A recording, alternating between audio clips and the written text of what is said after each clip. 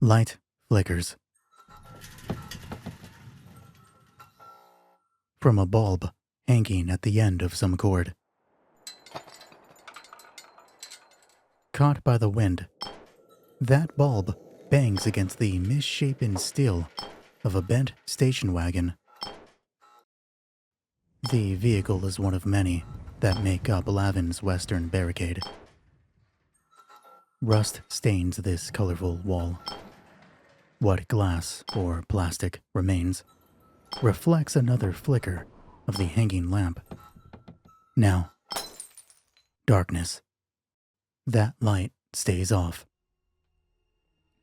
The man standing beneath it glances up, shakes his head, then returns to smoking a cigarette. Men bicker further down the road. Further still, a woman offers her company for the night. No one seems to want it. At least, no one seems able to afford it. Across the street, a group of men and women lay in the sand. Some cough, others groan. One guy, lying on his back, vomits. No one moves to help him. A path runs through this injured horde, leading directly into the city's sole clinic. This rusting building is just as cluttered on the inside. Chairs border makeshift walls. None are empty. A line leads from the door to the folding table that acts as a desk. An exhausted receptionist sits behind it. She charges people to wait, or ejects those without enough caps to be seen. There's the door. Next! Either way, a hall leads past her. Either way, that hall leads to a motionless woman.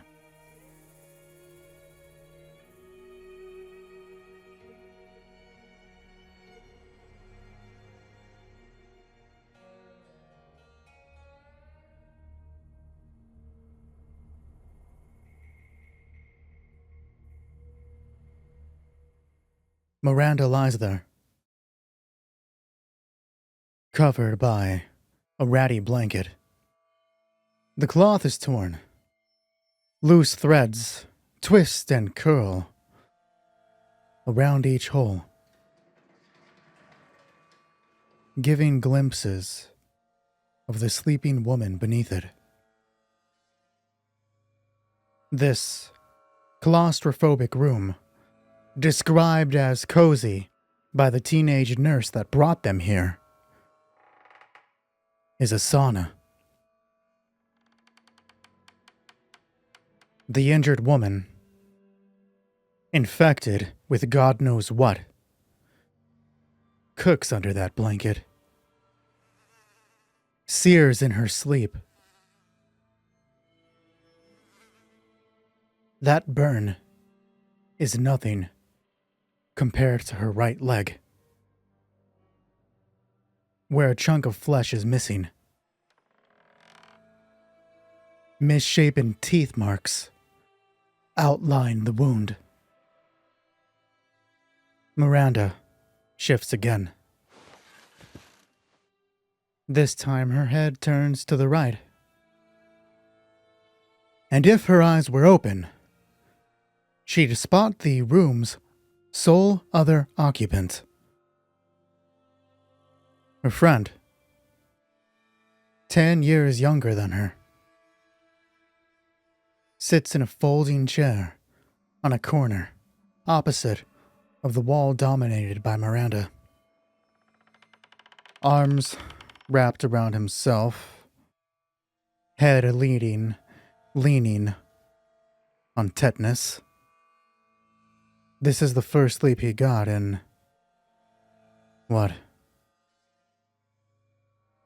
36 hours?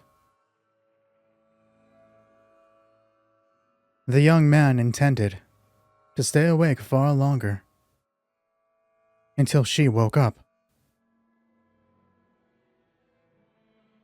Now in his sleep, He revisits everything that had happened. The winning hand of poker. Whispered information as payment. An abandoned West Tech facility. Hidden in some forgotten valley. Remembered only by sand. And the man that had told him about it. The expedition. The fall that leaves Ethan a new scar on his stomach.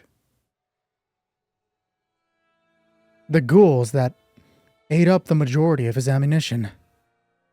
And lastly, that thing. Its cry echoes throughout his dream. Several faces. Several bodies conjoined into a mass of flesh. Shifting arms, limbs, an endless assortment of eyes. That's what had bitten Miranda. Rationality said that she was lucky. It was only one bite compared to the... It didn't count. The numberless amount of mouths that thing had. But it didn't have to eat Miranda. It just had to bite her.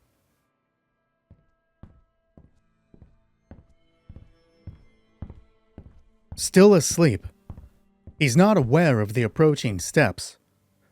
Not aware of the leather-sleeved hand that reaches into the room, brushes aside the blanket that acts as the door. He doesn't hear the man approach, but his name is enough to rouse him. Ethan.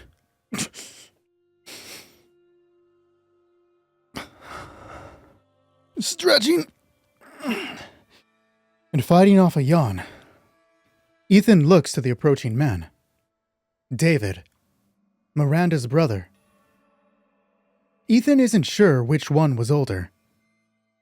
The wasteland aged them both. As David draws closer, the burn marks on his face grow clearer. Neither man mentions the scars. Finally fell asleep, David says. Yeah, I guess so. Where are the kids? I got them a room. Figured I could, switch out with you. Let you get some rest. No, I'm fine here.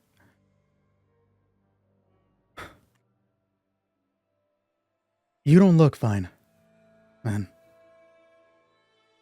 Here, I brought you a drink. David reaches into his small knapsack and pulls out a deep blue bottle. Leather-sleeved arm offers it out. I'm fine. When's the last time you had something to drink? Just take the damn thing. And Ethan takes it. His fingers find a series of bumps.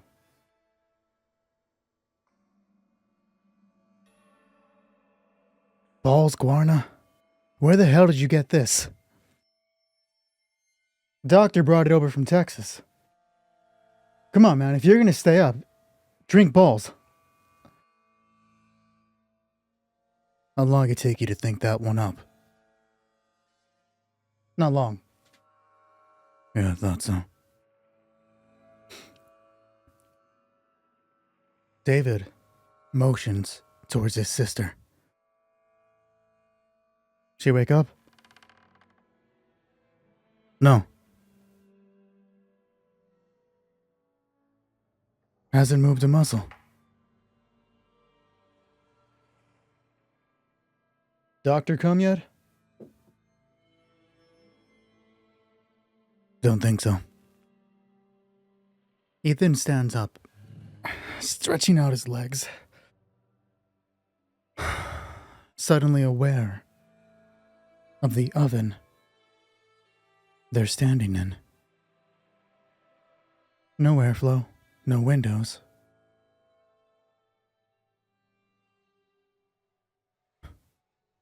The clinic's a sweltering hell. At least Ethan can't smell it anymore. He crosses the room, boots knocking on different colored wood. Misshaped lumber, cobbled together, fit where it could. Planks shift, creak beneath his feet. Until he passes an open curtain and stands above Miranda. The peppered hair woman is gritting her teeth. Steps say that David's approaching, and the elder rests his hand on Ethan's shoulder. She's a fighter, man. I know. She's gonna pull through. I know. Pats on the back. David puts space between them. You really should get some rest. Don't need it. You look like hammered hell, man. Not used to seeing those bags under your eyes. And just between you and I, facial hair doesn't suit you.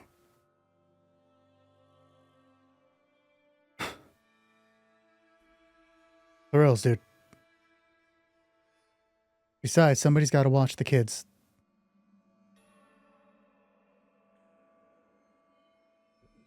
Where's the room?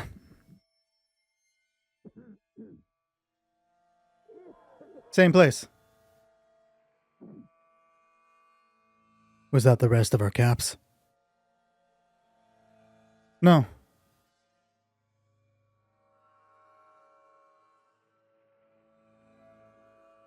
David, you know. He turns away from Miranda. Faces her brother. You know we're not going to be able to afford this. Yeah. Figured we could join up with the caravan. Bring back the caps, and by time we get halfway to where we're going, they'll throw her out in the front with all the others. It's the safest thing we can do. Unless we're suddenly going to start pulling bounties and, assassinations.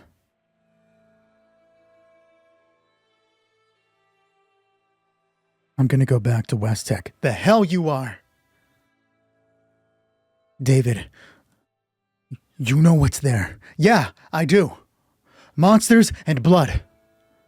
The whole of us couldn't take that place. What makes you think you can do it on your own? I don't have any other choice. Yeah, you do. Literally anything else. Okay? I care about her too. Alright? The kids need her. I need her. I think you do too. So I'm not going to let you throw your life away for some dumbass crusade when we can find a better way. There is always a better way. We don't need better, David. We need faster. Fast my ass! Hey, keep it down! Fuck you! Calm down, alright?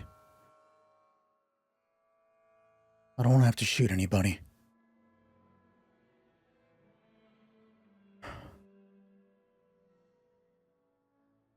Will you just go get some fucking rest? Alright? We'll talk about it later. When the sun is up, and you can think a little more clearly. Fine.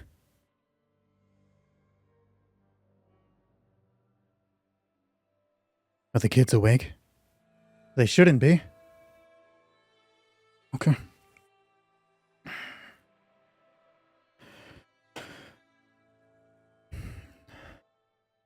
Alright. Keep an eye on her. I know. You're gonna stay up, drink balls. The clinic's hall is a different type of hell. Each door frame covered by a curtain, a bathrobe in one case, or another torn ratty blanket holds a moaning person, someone crying out in pain, or someone sobbing. Where the ground cannot be covered by wooden planks, it's covered by cracked bricks. Sometimes just sand.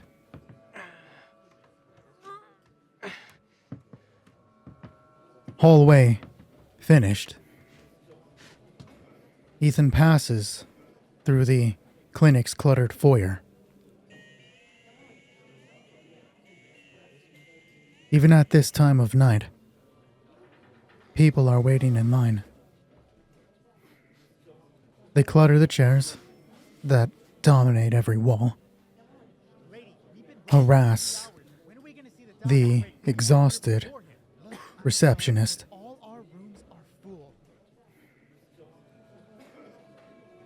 And then Ethan leaves. The air is less oppressive outside. One deep breath, despite being filled with rust, sweat,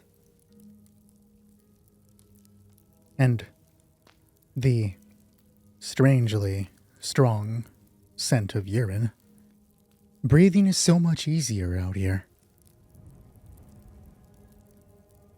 He leaves the clinic's patio behind, steps into the, well, he wants to call it a front lawn, but he can't remember the last time grass was anywhere. No. It's all just desert. The sand in front of the clinic is littered in bodies. Don't fucking touch me. They sleep. They cough. They cry out. Ethan's sure that not every still body is sleeping, but the lack of light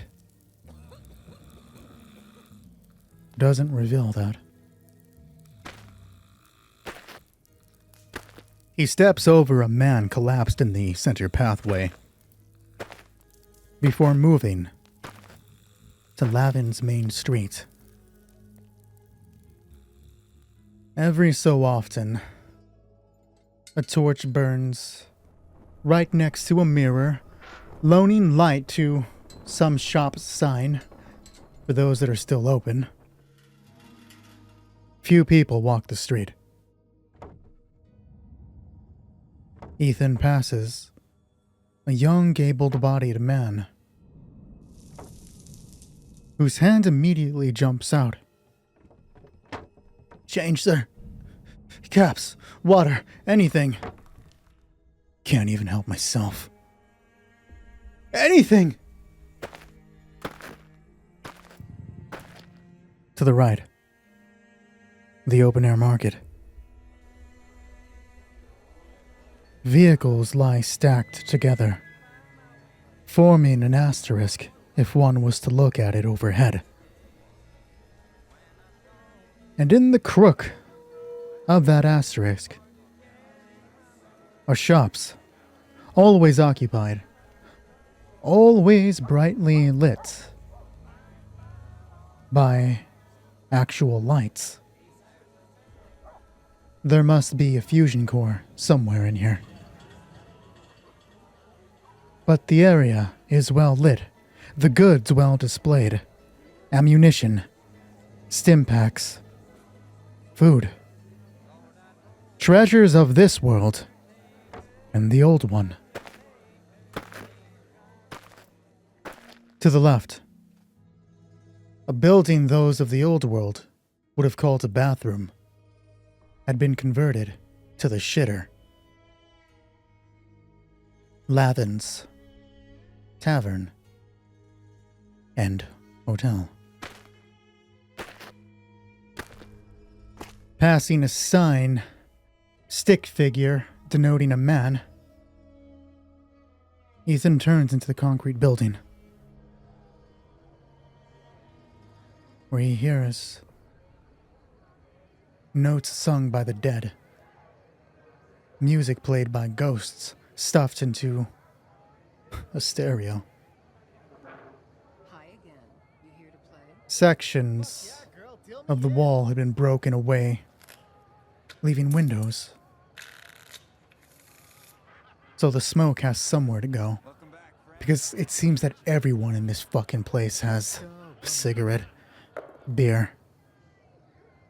How they've managed to find them over 200 years after the apocalypse is a bit confusing, but we don't ask those questions around here. To the left, a closed bathroom stall.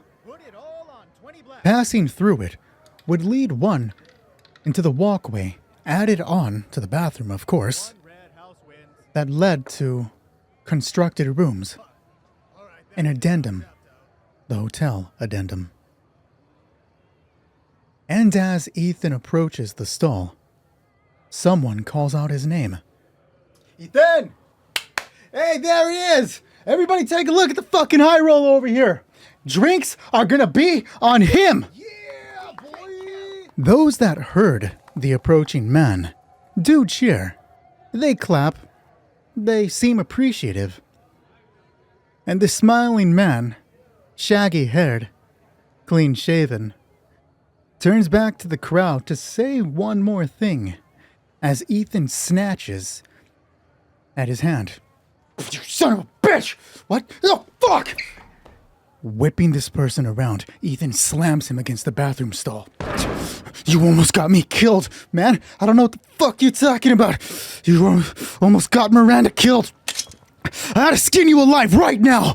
As Ethan draws his knife, people stand up from their chairs, hands on weapons. The music is still playing, but the talking crowd has died down. I had to slice your fucking throat. I swear to God, it would be so easy. Weapon down.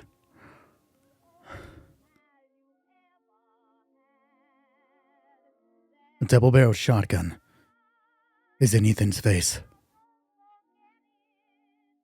He turns to meet the eyes of a fat, bald man, tribal tattoos on his arm. Drop the knife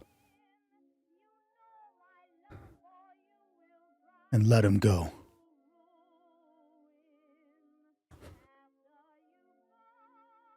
I said drop the fucking knife.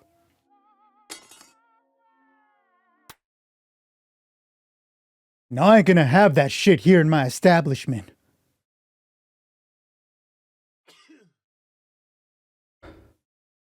No, we're good. The man places a hand on the shotgun, lowers it. Armpit, we're good. He ain't mean nothing by it. Right, Ethan? I'm sorry. Yeah. See? We're good. We're good, everybody. You can turn the music on. I said we're good. Got my eye on you. Ethan bends to pick up his knife. Does the man let him actually take it, though? D6 on the oracle. Yes. And if I see you draw that thing again, that's the only warning you got. Yeah, I get it. As Ethan bends to pick it, the man bends first, grabs the knife. Let me. Here. And the man brushes a bit of his hair out of his eyes. What the hell happened, man? Fuck y'all looking at? Get back to gambling. Okay, who's in? I'm not really gambling. There were monsters in there, Sawyer. Beasts.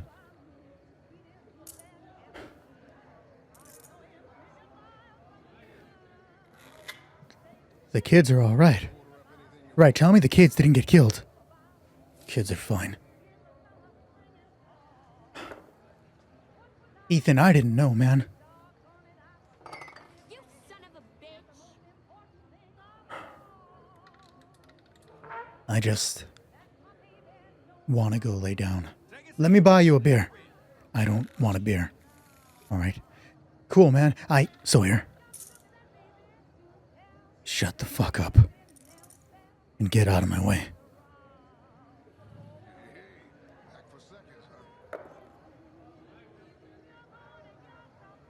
Hey, we're gonna be playing some more hands tonight. I'll buy you in. Ethan pulls the stall open. Steps in. Closes it behind him. A string of Christmas lights line the wall, giving off a soft twinkle. There are doors here, each one with a painted number. 1, 2, 3, 4, and then Ethan finds room number 5. Knocks. Does anybody answer?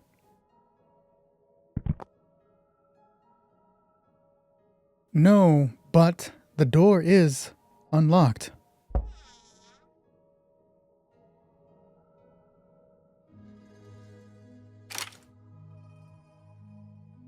He pushes it open. Steps in. Sweeping. Right to left. Taking in every detail. Right. A nearly broken down, disheveled shelf. Center. 2 beds. Both occupied. Left. A dry wall. Nothing.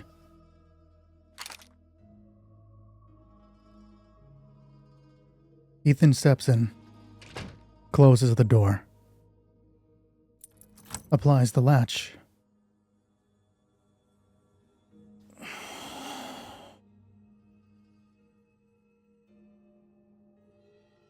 It's unlikely they're both asleep because nobody answered the door, but I'm going to ask, are one of the kids going to wake up?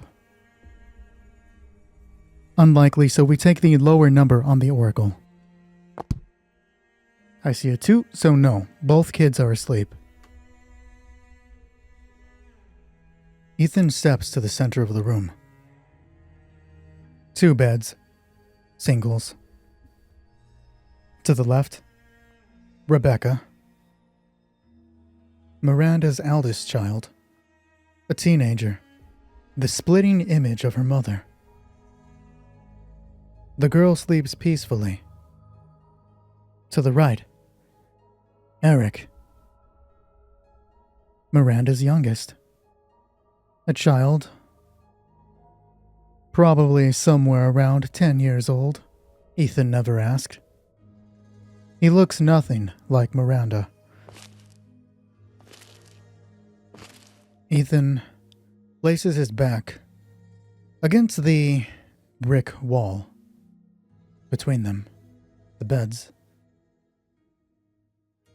Pulls his knife out from his back, slides down the wall till he's sitting, closes his eyes, drifts off to sleep. Ethan.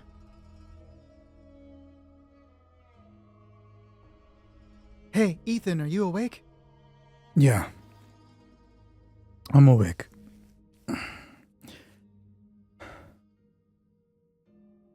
We're gonna go check on Mom. You coming?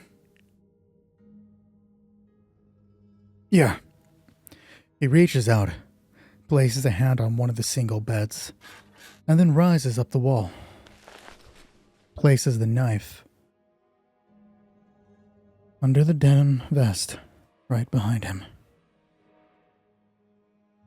Rebecca turns to the door,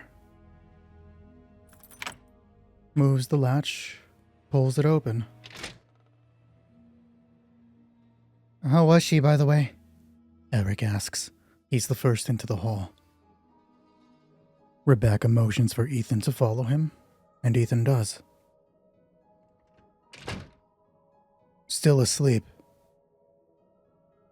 She didn't wake up at all? Eric asks. No. The anxious child begins to squeeze at his palms as he walks forward.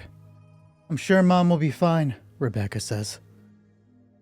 We'll make sure she is. Yeah, see? Does Ethan look afraid?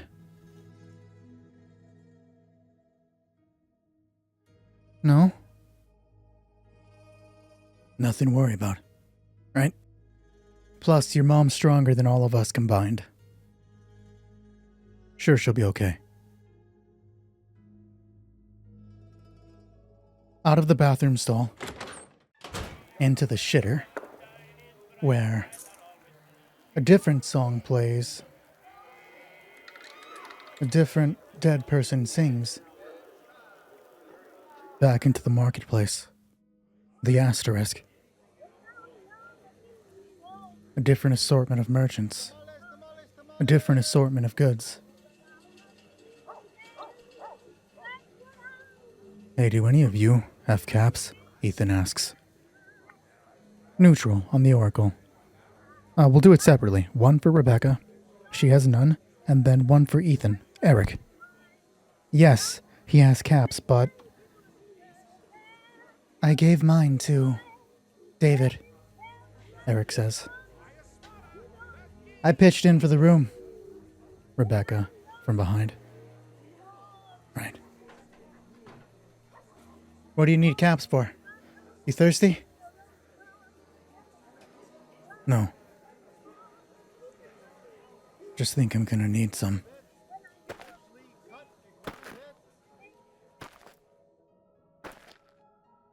Past the sea of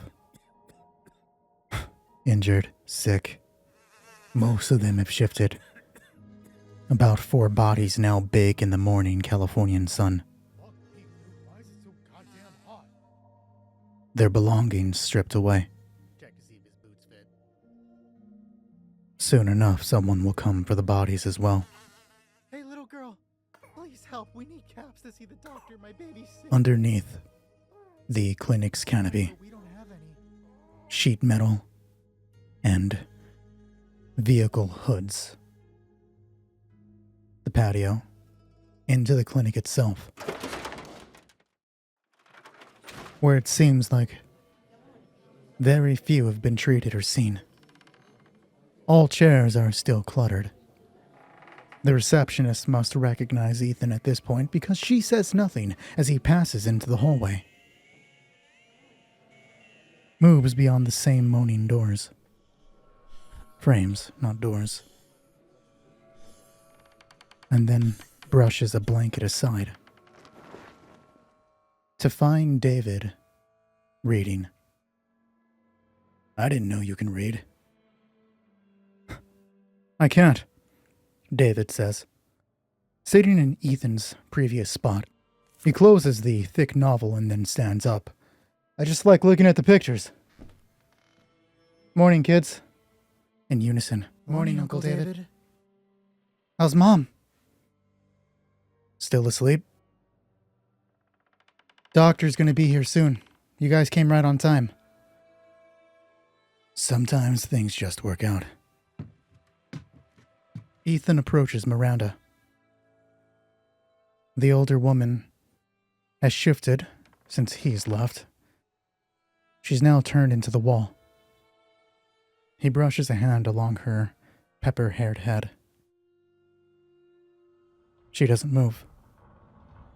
For a second, he fears the worst, but the blanket rises and falls. She's still breathing for now.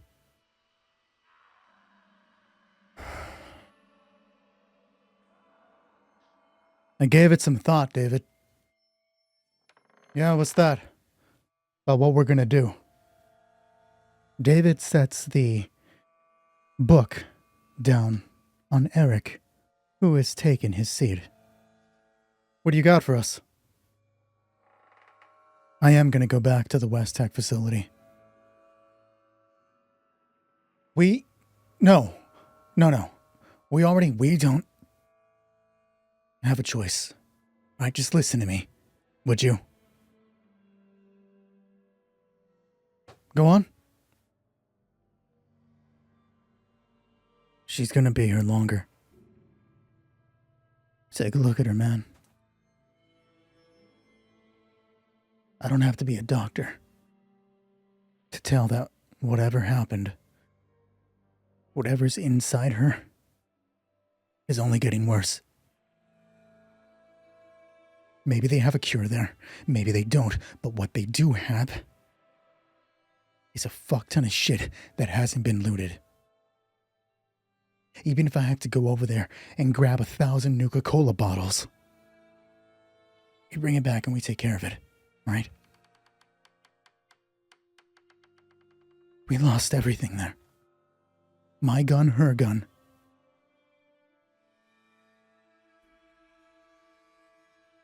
My flashlight.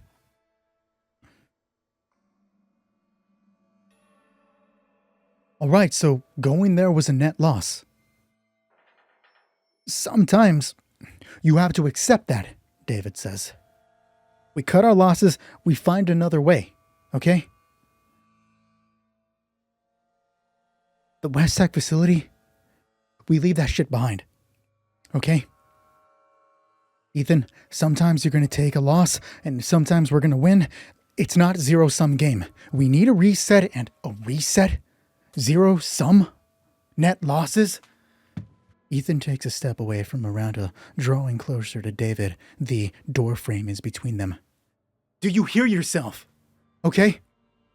You're sitting here talking about a bunch of dumb shit while I'm trying to save your sister, okay? And you're here talking like we're in a goddamn video game. Excuse me. I'm Dr. Vidya. No, cut the music. She's a Fallout character. This isn't a reference. Breastedly, she jiggles into the room. Her tight blue tank top clinging to her body, leaving no curve unexplored. Her mountainous chest is perfectly on display, sweat riding the ridges of her cleavage. Her hair is just as animated as the never-ending jiggle of her chest. It shifts, bobs, and moves with every step. It is the exact same for the lab coat that covers her rear end. The lab coat squeezes against her body. Yet, the portions that hang off her body do not move, just the portions covering her ass. As she jiggles past David, he reaches out a hand and covers Eric's eyes. Come closer, I have something to show you, she says, adjusting her glasses. Despite the fact that there is a lack of light within this room, the glasses shine. Despite the fact that there is a lack of light within this room, everyone can see perfectly fine. Approaching Miranda, Dr. Vidya slightly bends over, curves her back, grabs a hold of the blanket, and shifts it, revealing Miranda's legs. Jesus Christ, Miranda. The left leg is still covered by her jeans. The right leg is exposed from beneath the knee, revealing that bite mark, the torn flesh. It's oozing.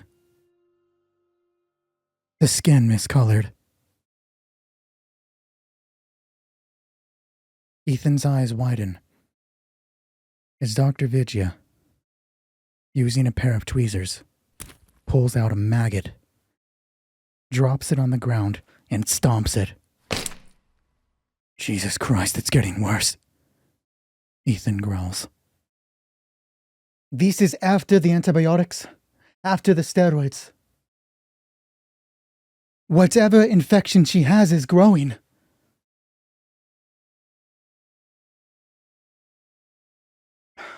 What can we do? I can continue giving her boosters, but I don't think it's going to work.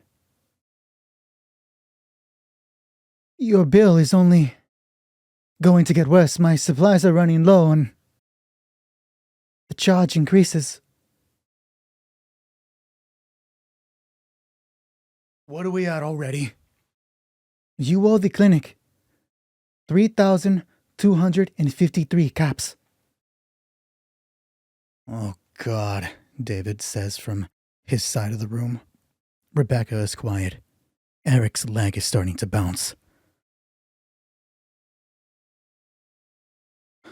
Okay.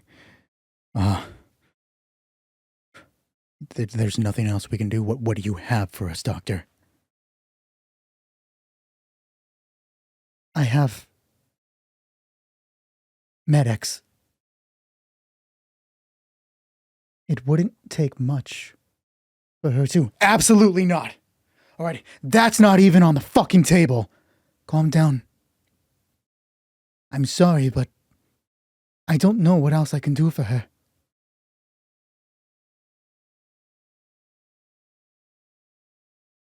I can give you time to think about it. In the meantime, give her another shot. I don't think it will. I'm not paying you to think. To be quite honest, Ethan, you haven't paid me at all.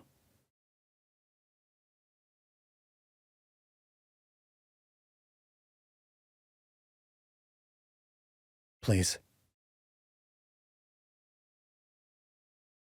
Just give her another shot.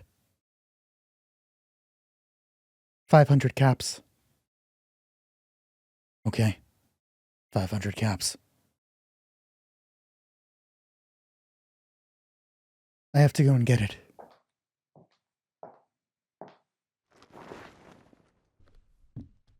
Rebecca walks over to the bed and covers her mother's foot. What are we going to do? Rebecca asks. You're going to wait here. I'm going to the facility. Hold on, Ethan. You're not going to stop me. I'm not. You hurt the woman. We're fucked. She's not getting Med-X'd. No, she's not. So we're in agreement on that then, Rebecca says. What's the plan of action? Gonna go back to the West Tech facility, and you're not going alone. I'm not going alone. Okay? 1 is Eric, 2 is David, 3 is Rebecca, and 4 is my choice. Here comes the D4. 2. You're coming with me. Ethan points at David. What about us? Rebecca says from the foot of her mother's bed. You two are going to stay here and make sure they don't throw your mother out in the fucking desert. I can do that. I want to help, Eric says. That's how you help. But we're going to be walking back into a goddamn fucking nightmare. Alright, you let us handle it, because I'm not putting either of you in danger. That good with you, David? It's just fucking fine with me. When are we leaving? Now. Let them give your mother the shot. You have any caps on you, David? Does he?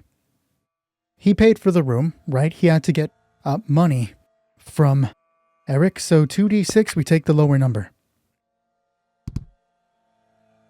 Double six. All right, yeah, we're doing pretty fucking good. I'm an idiot for asking. Every time we roll a 6, we get a counter towards the intervention. We need 3 6s to get an intervention. I'll throw that up on the screen. As you can see, the intervention alters the story in some way. It can either drag us forward or back in the plot line. It can do something good for a character, something bad for a character, or introduce an entirely new character. That is our first one. I'll get the counter up because if I don't have a physical counter, I forget that it happens.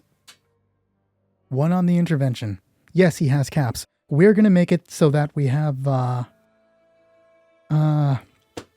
D100, right? That should be fine. So D100 caps. D100 plus D100 plus 10. Because if he rolls a 1, that's 11 caps, right? So D100 plus 10. Yeah, that's 3d6. What? Wrong fucking roll. What are you doing, my guy? Clear dice. D100. There we go. 88 plus 10. 98 caps. We're doing pretty fucking good. Write that down real quick. With what Eric gave me last night, I got 98 caps. Good. We're gonna need to pick up some supplies before we leave. Fuck we waiting for? Let's go. Let's go. David passes into the hall. As Ethan is about to follow, Rebecca calls out to him. Ethan. Yeah. Till there's no chance at all. Till there's no chance at all. Storming into the hallway. Both men charge through the clinic. They move with renewed vigor. Renewed anger. Once they step outside of the clinic, leave the metallic porch, David stops him. Hey! What? Hand. Give me your hand. Ethan gives him his palm. And David steps the caps inside before we get any further. Okay. How many rounds do you have? Shells, I mean. We are going to make it 2 plus D20. I got 9. Write that down real quick. Does that count what's inside the shotgun? Yeah. You? 6 in the cylinder. 5 in my little purse. Yeah, you're not wearing your bags. You know, part of your costume. That's because I forgot to, put them on during the scene when we left the clinic. I was supposed to do that. You want to go back and film it? No, this shitty joke might be funnier. It's not funny. It was funny until you pointed out that it wasn't funny. There. Better? No, you still broke narrative. I literally went into the inventory and equipped them. You don't have a fucking Pip-Boy. As they walk down the cluttered path towards Lavin's main street, the crowd in front begin to part. 2 armed guards walk forward, wearing metal armor, no doubt baking inside of it, hoisting oversized, ugly as sin assault rifles. They escort a Brahmin and a traitor. The horde of injured on the clinic's front yard immediately scramble up. They hobble towards the edge of the street. A sea of hands reach out. A chorus of voices beg for anything. Please, God, I just need water. They're given nothing. Ethan pushes past a broken old man whose left arm clings to his body. The right arm still pokes out. The trader is moving forward. Ethan and David take up about a 10-foot distance behind him. Now at the asterisk. They approach a market stall in front, led by a shifty man in a tank top. What do you want? What do you need? I got what you need. Yeah, I just need some ammo. How much you got? 98 caps. Shit, 98 caps got you all the ammo you need, Jack. Let's go. Okay, let's do some shopping. Looking at the gear section, for those of you with the PDF of Genesis Fallout 2nd Edition, page 179 of the book itself. The PDF is page 181. We are going to start by getting a stim pack. It's 25 caps, but you never know if we're going to need it right off the bat. Okay, 73 rounds. I don't want to waste it all on the stim pack. Ethan lost his flashlight in the last episode, so flashlight is 10 caps. Really? I mean, sure. 63 rounds left. We have a flashlight now. Damn, the stealth boy is 2,000 caps. That'd be great. A tent might be useful for later on, but no. Fuck. Binoculars for 75. That would be great as well. But we're not spending. We don't have enough for that, but we're not spending the money on it. Let's just jump down to ammo.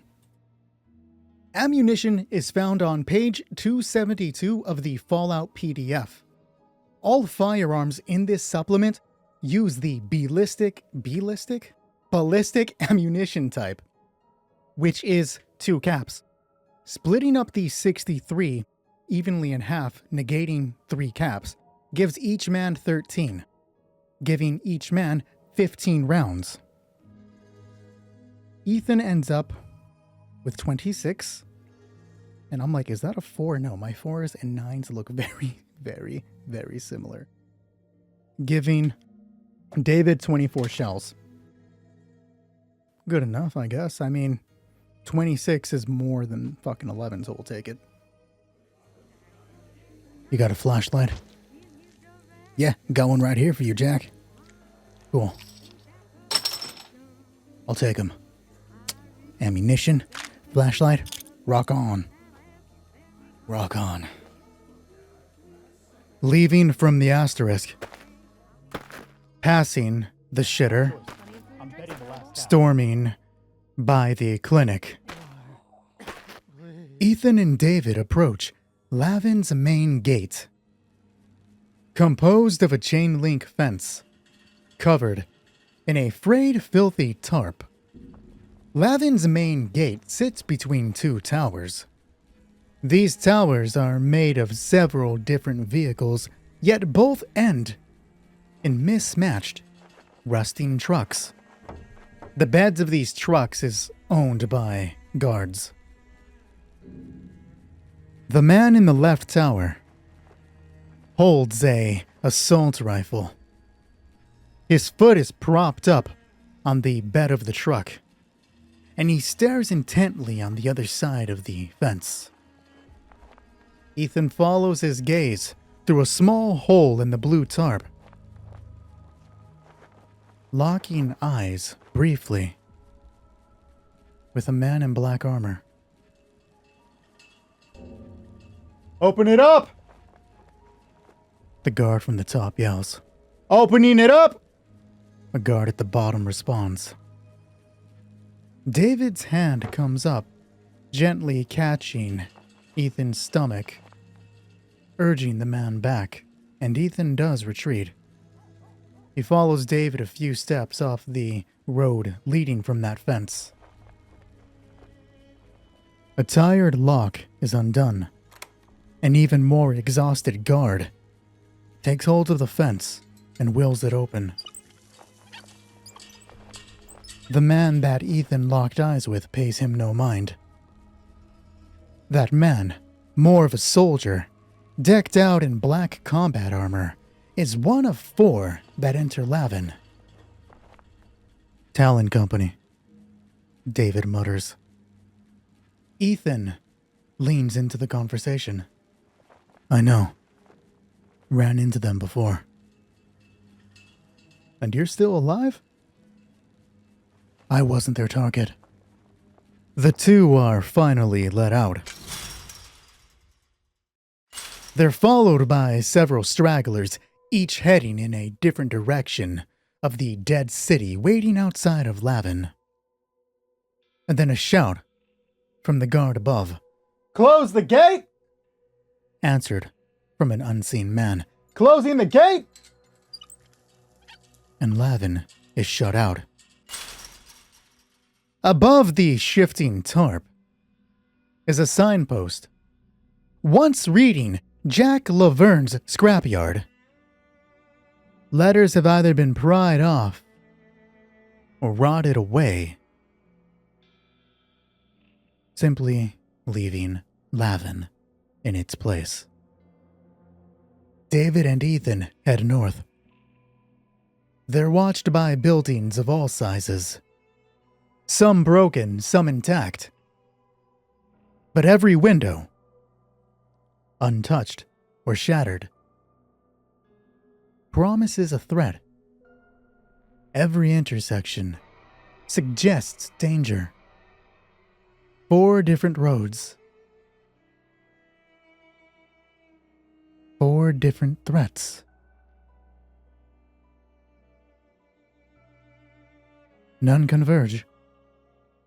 And it's not too much longer before Ethan and David are on their own. No scavvers, no stragglers. Best of all, no raiders seem to be following them. No. Their only company is the Californian sun. It's been at least an hour since they left Lavin. The dead city is little more than a suggestion, a backdrop, somewhere off in the distance. The scorching sun weighs down on both of them, and despite the fact that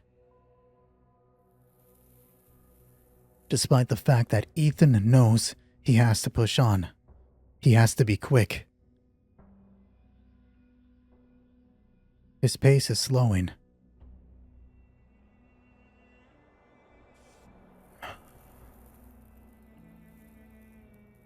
"You good?" David asks him. Yeah, I'll be fine." "You don't look fine." David reaches into a small pack, pulls out a canteen,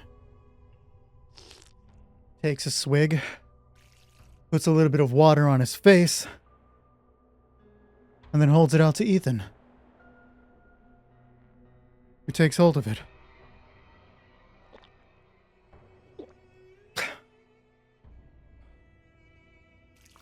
Mimics the brief shower, and then passes it back. David caps the canteen, returns it to the bag. "Man, I need a fucking hat," David says, rubbing at his bald head. "I'm getting burned alive out here." Yeah, me too. "You still got a full head of hair. Wait till you get to my age." Just how old are you anyways? "How old do I look?" 80. "Bullshit." "50s. I'm 46. Oh. You, look good for your age." "Yeah, sure." "So she's the older one. I guess that makes sense. You act like a fucking child." "Oh, I'm sorry. Not all of us, Ethan, can, walk around acting like the world hates us." It does. It hates everyone. It's a thing about the wasteland, Ethan. It's cruel. That's why we gotta be worse. It's why we gotta be better. You're gonna learn that if you stick around with us. Yeah.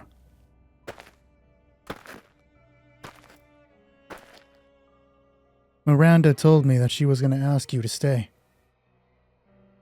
She did. And?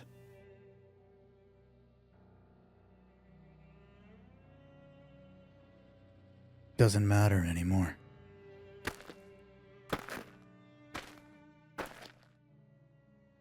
They begin walking up a sand dune. To the right. A deathclaw skull lies half buried. Ethan meets the empty sockets. Locks eyes with the dead. And then continues walking up the dune. It's a few hours later. A couple sand dunes later. As Ethan and David stand atop a hill, they watch the hidden valley out ahead. Tall cliff sides give off heat lines.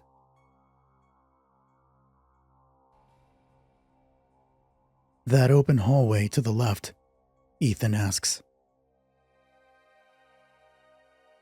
What was in there? A weapon showroom. They were all fake. And a cafeteria. Was there food in there? Yeah, but, we left it behind to... We'll check for a first aid kit in there first. Okay. Let's go.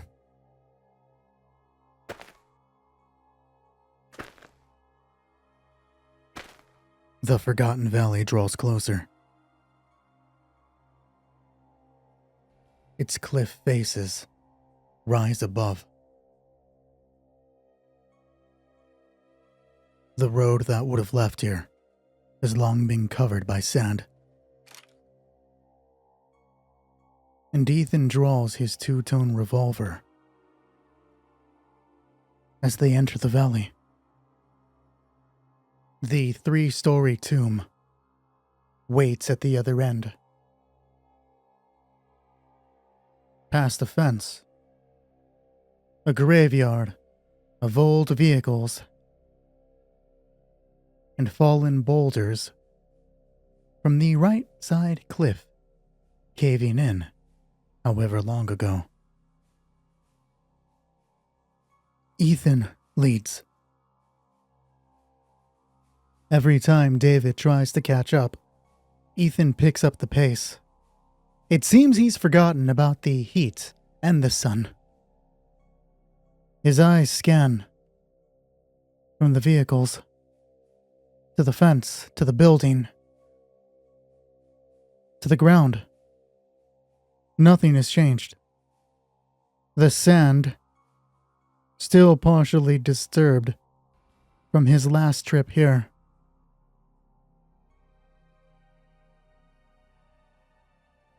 No other boots, prints, shoes, beside the group that he had led here. A burnt-out Corvega to the right. Kissed by the sun. Touched by rust. Scuffed by sand. Ethan's not sure what its original color was. An overturned semi-truck to the left. Its contents still locked away. And then the fence. A fountain on the other side. Ethan and David break left. approaching an already previously cut portion of the fence. Ethan grabs that corner, lifts it up, hates the way the chains rattle together, makes him grit his teeth. The elder says nothing as he passes underneath.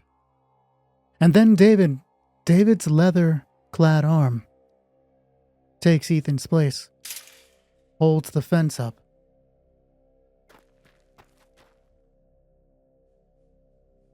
The 3-story tomb taunts Ethan. Buildings shouldn't be able to laugh.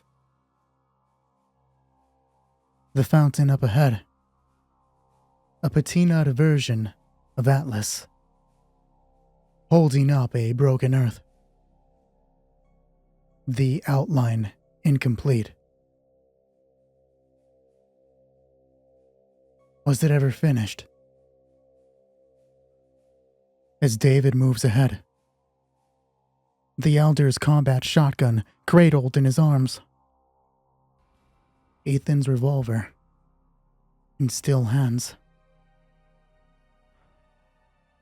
licking at his dry lips, he prepares to face yet another mistake. And as David wordlessly takes the right side of this West Tech building's double doors, Ethan can't help but wonder if bringing this man here was another error. Ethan takes the left side of the doors. David reaches in, takes a handle, and Ethan says, "You let me lead."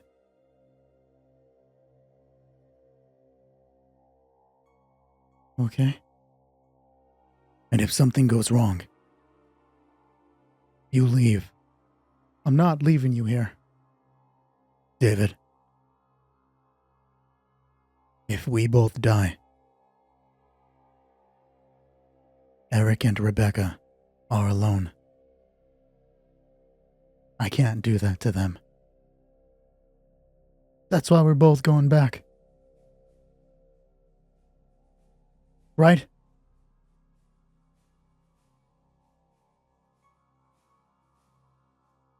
I say yes, Ethan. Yes. Yes, what? Yes, we're both going back. You're goddamn right. You ready? Open the door. Door held open. The Californian sun reaches in.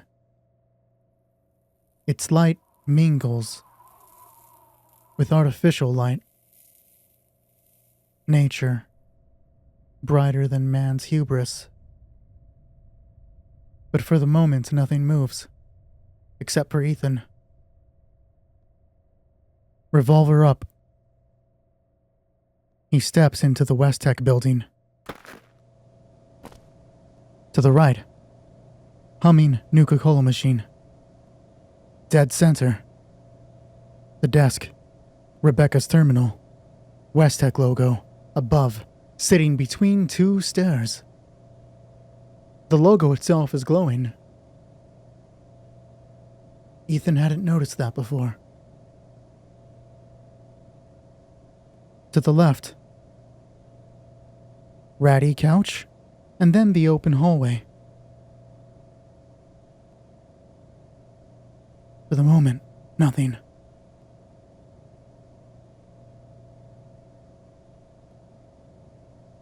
Clear, Ethan says. And then David steps in. He lets the door close behind him. It shuts harder than Ethan would like, causing him to jump. But he's relatively certain that nothing would hear that door shut over the hum of the air conditioner, hum of the Nuka-Cola machine. David meets Ethan in the center of the room. Following the younger man's gaze, David pauses as he spots the green keypad sitting beside double doors. The same double doors that Miranda and Ethan passed through. The same double doors that creature waited beyond. The same double doors that Rebecca locked them, right? Yeah, David says. So why the fuck are they open? You guys aren't the only ones that know how to work a terminal. Both men whip around to find a man on the second-story balcony. He holds a Chinese assault rifle, sports an uneven haircut, and a beard drawn in a black leather jacket. It's actually pretty simple to get open. My man T here knew exactly what to do. Two men to the left, flanking each side of the West Tech logo. You there, in the denim. You're Ethan, right? Yeah, who the fuck are you? I'm your new best friend. Your new pal. Your new owner. And for my first order, my first request, would you kindly set your weapons down? Not gonna fucking happen. See, I was hoping you wouldn't say that. My boys are just itching to pull the trigger. They don't have the self-discipline that I do. That's why they get the cheap weapons. Ethan follows the jacketed man's movement as he approaches his partners. Both of the jacketed man's goons have pipe weapons. I'm not gonna ask you again, he says, from above the West Tech logo. In fact, I don't repeat myself. He begins down the right stairwell. But I will let you know that we have your kids. Well, his kids. None of them had your... Ethan's revolver follows him completely down the stairwell until both men are staring at each other, eye to eye, separated by the barrel. If you hurt them, ain't gonna be me that hurts them. Pull that trigger. He walks up, stands mere inches from the barrel. But if I don't report back in an hour, well, those kids are dead as fuck. Like their dumb shit mom. Oh. Look at that. I bet you scare a lot of people with those eyes. So intense. Go on. You want to take a shot at me? We'd just kill you, one of the men from above says. Shit, I've been wanting his assault rifle anyways.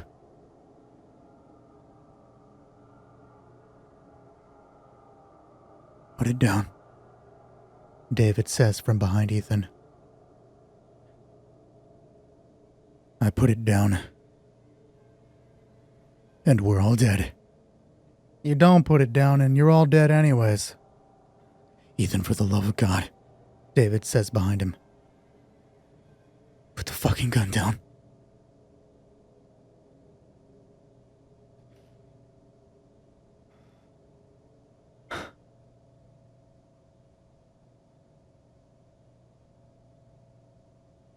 Drop it.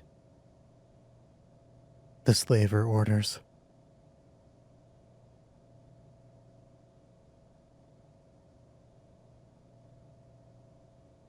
Your bags, too. I don't want to find out you have something hidden.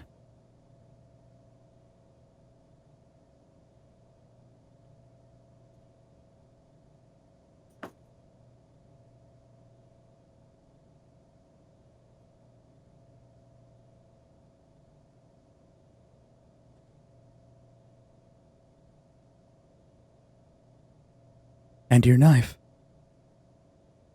I don't have a knife. You keep it behind your back. Now, put the knife on the ground, or I'm gonna use it to lop off one of the little kid's toes. The one that cries like a bitch. Mommy! Mommy!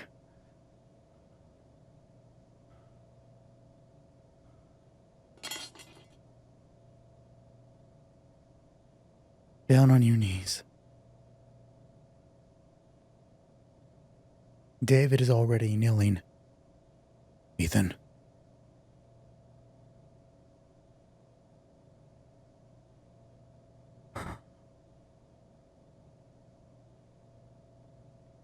Why don't you just take me? Alright. You seem to know who I am. Take me, let the rest of them go. You have more value as a group. Value? You're after value. There's things here. A lot of shit.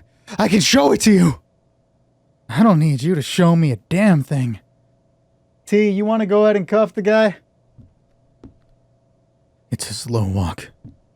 An eternity for that man to come downstairs. An eternity for him to take Ethan's left arm and bind it behind his back to the right. Cuffs, you're too tight. I don't give a shit, the man says, yanking Ethan up by those cuffs. He's brought eye to eye with the leader, the leathered man. His patchy beard does a poor job of hiding the smile carved into his cheeks. The fuck you looking at? The leather man asks. What do you want from us? I'll show you. All right, that's a wrap. This episode was interesting to make. Oh man, let me tell you. It was a little self-indulgent, I think, right? Most of the time it was just me storytelling, not much dice rolling or roleplay, as you would say. It just felt like we had to deal with the repercussions of the first episode, so I was going into them as the characters would react. Plus, it's Fallout, like my favorite anything, so I'm just going to indulge just a little bit. Just bear with me, please. I want to tell a decent story within the universe that I actually love. I thought this episode was going to be finished a hell of a lot sooner than it actually was. Because after I recorded it, I was like, oh, okay, I'm not going to need to go and make a bunch of visual assets. I'm not going to have to time the pictures and all this stuff. It shouldn't be too bad. Well, I sort of forgot how, it's not difficult, how time-consuming making a soundscape is. Because you have to get the sounds in the proper location, in the proper distance between left or right, and then adjust them so they don't overlap with each other unless you want them to, and then balance all that out with my voice. It's interesting. Sometimes I'd go through like long hours and it'd just be like, oh, you got like a minute and a half finished today. Congratulations. I'm sure there are going to be portions that I didn't mix properly. And I apologize for that. Especially when it came to the city. I wanted the city to seem lively, so a lot of sounds overlapped there. Hopefully it's not too bad. Let me know how it sounds in the comments, please. I would like the feedback. to know whether I should or shouldn't even do that again, you know? The funnest part about doing this video is I downloaded a WebP image.